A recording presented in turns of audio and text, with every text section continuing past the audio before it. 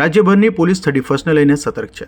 સાથે જ એક્શન મોડમાં આવી ગઈ છે. નવા વર્ષની ઉજવણીને લઈને પોલીસની ટીમ દ્વારા ચેકિંગ અભિયાન શરૂ કરાયું છે.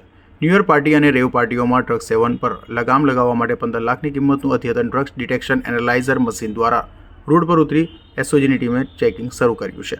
આ મશીન માત્ર 60 સેકન્ડમાં કોઈપણ વ્યક્તિએ ડ્રગ્સ લીધું છે કે નહીં તે જણાવી શકે છે. એસઓજી પીઆઈ સોનારાએ જણાવ્યું હતું કે ડ્રગ્સ અને રેવ પાર્ટીઓ પર માનવ સર્વેલન્સ, ડ્રોન અને ડ્રગ્સ ડિટેક્શન એનાલાઇઝર મશીન ઉપયોગથી ખાસ અભિયાન હાથ ધરાશે.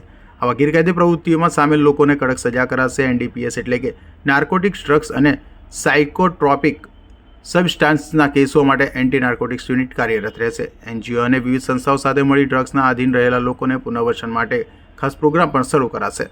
ડ્રગ્સનો ઉપયોગ કરતા લોકો માટે આ મશીન ચેતવણીરૂપ સમાન છે. ન્યૂ યર પાર્ટીઓ પર પોલીસની ખાસ નજર છે. ડ્રગ્સ અથવા રેવ પાર્ટીનું આયોજન કરનારાઓ માટે કડક કાર્યવાહી માટે આ મશીન મહત્વનું હથિયાર બનશે.